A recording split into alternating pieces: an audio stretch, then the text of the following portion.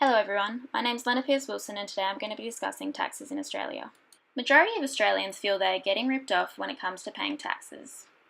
People often believe the government is taking their hard-earned money and flushing it away. However, this is not the case at all. Very few people really appreciate how tax revenue is distributed within the community, but by the end of this video, hopefully you will understand. You have probably heard the saying before, taxes are a price we pay to live in a civilised society. But what does that actually mean? To demonstrate this point, I have created a bit of a game for us.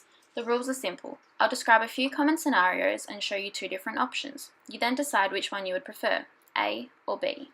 Let's begin. Imagine you're going off to school for the day. Which classroom would you prefer to go to? A school that is so severely underfunded that no resources available to students, no tables, chairs, textbooks, learning aids, or any form of technology can be used to educate. Or B, a school that enables a hands-on approach to learning, where students can conduct science experiments to improve problem-solving skills, where students can access individual laptops to equip themselves with an understanding of technology from a young age. How about taking your dog for a walk? Which neighbourhood would you prefer?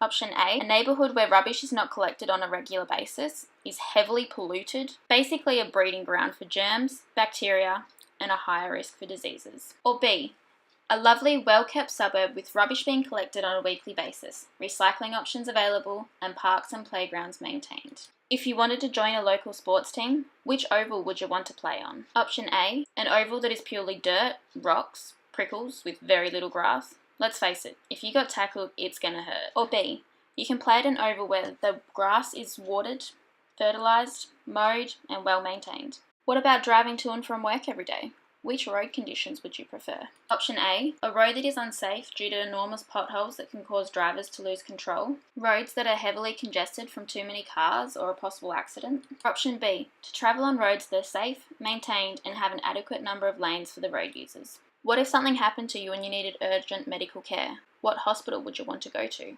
Option A hospital that is extremely overcrowded to the point that patients are required to share beds and receive treatment in the waiting rooms, or still receive good care but be faced with exorbitant fees upon discharge, similar to America. Or be treated in a hospital where hygiene and sanitation is an absolute minimum, where latest technology is used in procedures and treatments to ensure patients receive the best care. When you reach retirement age and are too old to work, which situation would you prefer to be in? Option A, barely scraping by, struggling to keep up with bills, not being able to afford nutritional food, rent, housing repayments. Or B, receive a pension each fortnight to alleviate some of the stress, have access to aged care facilities and services, make the most out of the time you've got left rather than stressing the entire time. If you caught someone breaking into your house and stealing your things, which outcome would you prefer? Option A, the thief getting away with your jewellery as there is no law enforcement. Or B, police officers apprehend the criminal and get back your belongings, with the appropriate punishment being provided via the legal system.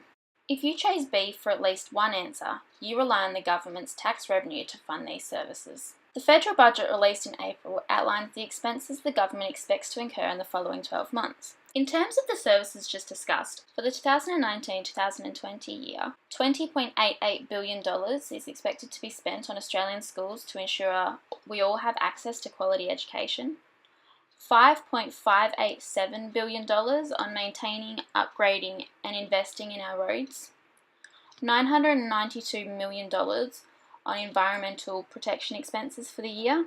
This includes waste management such as rubbish collection, as well as water treatments, environmental research and conservation of the environment. In terms of public hospitals, $22.535 billion will be spent to ensure Australians who hold a Medicare card can elect to be treated as a public patient in a public hospital.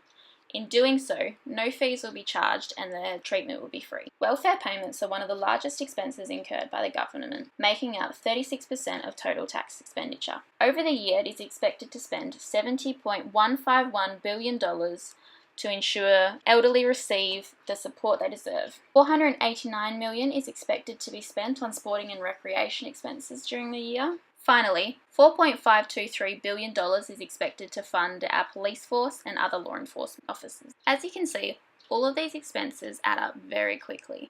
The government is not wasting your money. It is utilising it to make a great place for us to live. It may seem unfair when you look at your tax liability at the end of the financial year, but when you compare that to all of the services provided by the government, we actually get the better end of the deal. Thanks for listening to my presentation.